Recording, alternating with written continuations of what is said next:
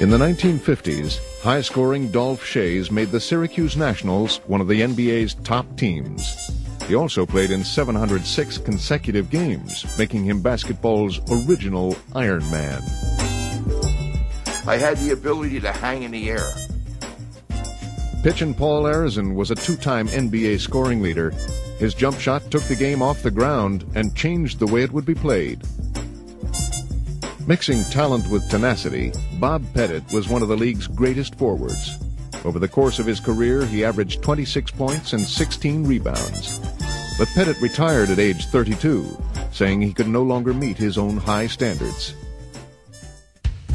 Taking the forward position to a new level was Elgin Baylor. An explosive scorer, he also had the ability to float in midair, bringing a totally new dimension to the game. I just play the only brand of basketball, the type of basketball I knew how. But looking back today, over 23,000 points and 11 All-Star appearances later, perhaps not even Elgin himself is sure exactly how he did it.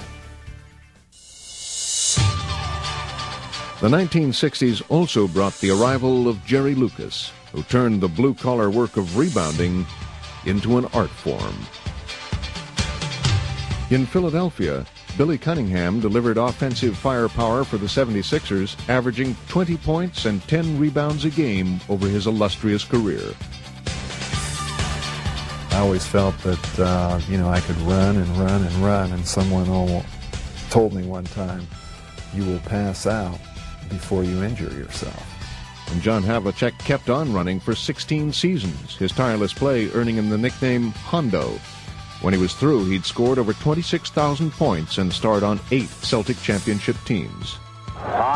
Greer's putting the ball on a play. He gets it out deep, and Havlicek steals it. Over the sand goes. Havlicek stole the ball. It's all over. It's all over. Johnny Havlicek is... Entering the 70s, Elvin Hayes ushered in a brand new era for the NBA. A power forward who played with finesse, the Big E was one of the league's most dominant and durable players. When the New York Knicks acquired Dave DeBusschere, they found the missing ingredient that produced 2 NBA titles. One of the game's standout defensive forwards, DeBusschere controlled the boards and was also a clutch player on offense for those Knick teams. When I was out there, I was in another world. I was totally immersed in that world. All of my focus was there. Rick Barry brought a world of skills to the forward position. During a brilliant 14-year career, he excelled in every phase of the game, once even leading the league in steals. But above all, he was an offensive machine, and he is the only player to have ever led the NCAA, the ABA, and the NBA in scoring. With an improvisational style all his own, Julius Erving was simply the doctor. He stretched the game's creative limits and seemingly defied the laws of gravity on his way to becoming the 3rd leading scorer in basketball history. I really considered those routine plays, although I know they were beyond the boundaries that one would call fundamental.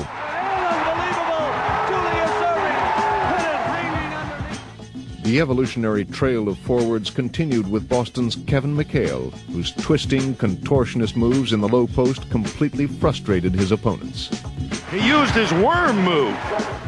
There was the sleek yet powerful quickness of the Lakers' James Worthy, so often found at the finishing end of a Showtime fast break. Worthy, he's there to score. The emphatic deliveries of the mailman, Utah's Karl Malone. Move by the mailman. The dynamic athleticism and versatility of Chicago's Scottie Pippen. By Scottie Pippen.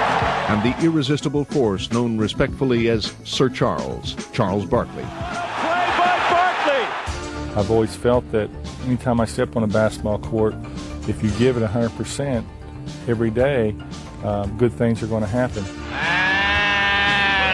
now there's a steal by Bird. Underneath the DJ, lays it in. What a play by Bird. They said he couldn't run and couldn't jump, but what became evident about Larry Bird was that he also could not be stopped. If it comes down to one shot, I want to be the guy to take it. Bird goes for 3.